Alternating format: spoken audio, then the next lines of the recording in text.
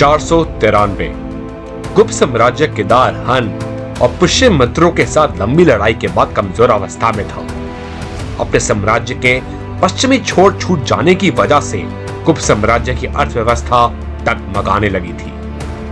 उधर पश्चिम भारत को काबू करने के बावजूद भी केदार हनों का संघ स्कंदगुप्त से लगातार हार के बाद निर्बल पड़ने लगा था।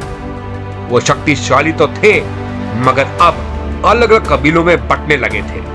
पुष्यमित्रों का भी प्रकोप अब ढल चुका था।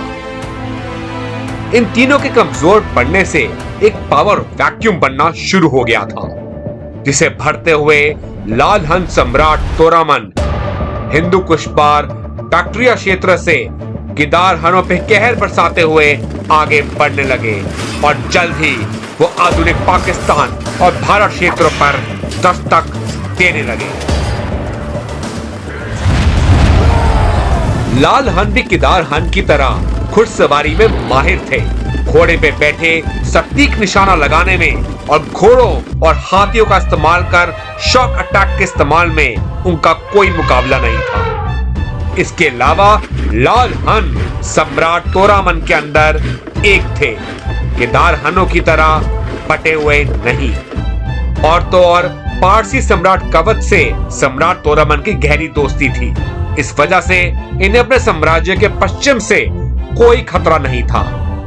इन सभी कारणवश सम्राट तोरामन तेजी से आक्रामक रवैये के साथ आगे बढ़ने लगे।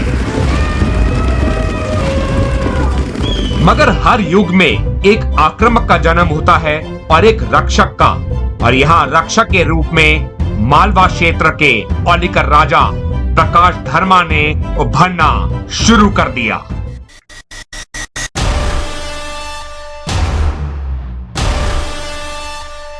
मालवा क्षेत्र गुप्त साम्राज्य के अंदर था और यहाँ के राजा गुप्त साम्राज्य के उपराजा या जागीरदार के तौर पर राज करते थे। ये क्षेत्र गुप्त साम्राज्य के पश्चिम में होने की वजह से लगातार लड़ाई में जूझा रहता था और लड़ाइयां लड़ते लड़ते औलिकर सेना युद्ध और रणनीतियों में निपुण हो चुकी थी। स्कंदगुप्त की केदार हनों और पुष्यमित्रों से हुई लड़ाइयों में भी औलिकर राजाओं और उनकी सेना का विशेष योगदान था। और केदार हन और गुप्त साम्राज्य के कमजोर पड़ने की वजह से औलिकर राजाओं ने भी अपने आप को स्वतंत्र घोषित कर लिया था। ध्यान रहे, कई इतिहासकारों के हिसाब से औलिकर राजाओं का दूसरा रॉयल हाउस द्रुमा वर्द हन से निकले हुनों की ही एक जाति थी, जो हुनों की तरह घुड़सवारी युद्ध कला में माहिर थे और गुप्त साम्राज्य के अंदर मर्सिनरी आर्मी के रूप में काम किया करते थे। बाद में इन्हें मालवा क्षेत्र के आसपास गुप्त साम्राज्य द्वारा जागीर मिल गई और द्रुमा वर्धहन के अंदर इनका शाही राजवंश की शुरुआत हो गई। जो भी था, औलिकरों की ताकत अब बढ़ रही थी, मगर सम्राट तोरामन की तेजी को रोकना असंभव साबित हो रहा था और उनकी सेना युद्ध पे युद्ध जीतती हुई भारतवर्ष के अंदर प्रवेश कर गई और आधुनिक पाकिस्तान, पंजाब, जम्मू, कश्मीर, राजस्थान और गुजरात के सभी क्षेत्रों को हराते हुए तबाही मचाते हुए सम्राट तोरामन ने अपनी संपूर्ण हुकूमत बना ली। कई युद्ध विशेषज्ञों के हिसाब से केदार हन और श्वेत हन के कई कबीले इस कूच के दौरान तोरामन को सम्राट मानते हुए उनके साथ मिल गए। सम्राट तोरामन शाही ज्वाला ने तकरीबन 20 साल तक राज किया, मगर इन 20 सालों में रक्षक औलिकर राजा प्रकाश धर्मा ने तोरामन पे युद्ध छेड़ते हुए उन्हें लगातार परेशान रखा और अंत में 512 सीई में प्रकाश धर्मन ने गुप्त साम्राज्य के नरसिम्हा गुप्त के साथ मिलकर तोरामन को बुरी तरीके से हरा दिया और उसके बाद एक के बाद एक युद्ध जीतते हुए उन्होंने लाल हुनों को संगला आधुनिक सियालकोट तक धकेल दिया। प्रकाश धर्मा के लिए ये एक बड़ी जीत थी और इस जीत के पश्चात उन्होंने अपने क्षेत्र को मजबूती देते हुए अपने राज्य को साम्राज्य में तब्दील करना शुरू कर दिया।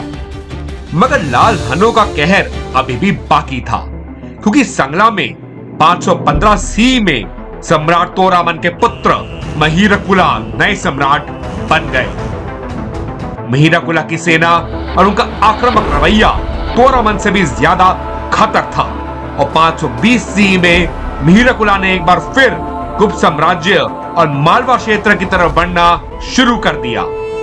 प्रतिशोध की ज्वाला महिरकुला के अंदर जल रही थी और इस वजह से भारी कत्ले आम मचाते हुए वो आगे बढ़ते हुए मगध और मालवा की सीमा तक पहुंच गए। सम्राट महिरकुला ने उत्तर और पश्चिम भारत के अधिकतर हिस्सों में अपना कब्जा कर लिया। अब उनके आगे सिर्फ 2 रुकावटें थी, नरसिम्हागुप्त बालादित्य और औलिकर राजवंश के नए सम्राट प्रकाश धर्मा के बेटे यशोधर्मन।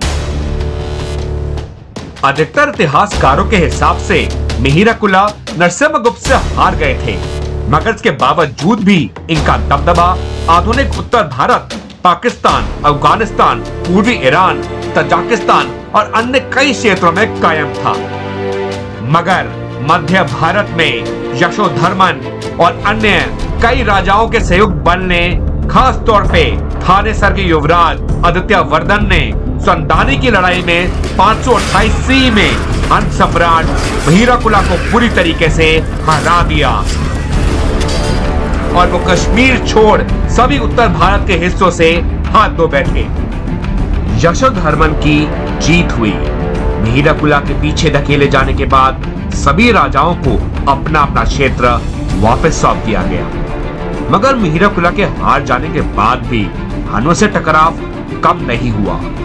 इसी दौरान श्वेत हनु ने भी बीच बीच में भारत में घुसना शुरू कर दिया।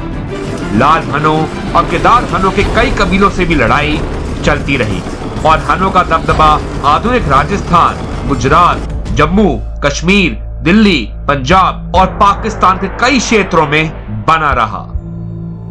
अधिकतर इतिहासकारों के हिसाब से यही हन बाद में गुज्जर, जाट और राजपूतों में तब्दील हो गए। तोमर वंश की शुरुआत सम्राट तोरामन से ही हुई थी। इसके अलावा ज्वाला जाटों का आरंभ भी सम्राट तोरामन शाही ज्वाला से ही हुआ था।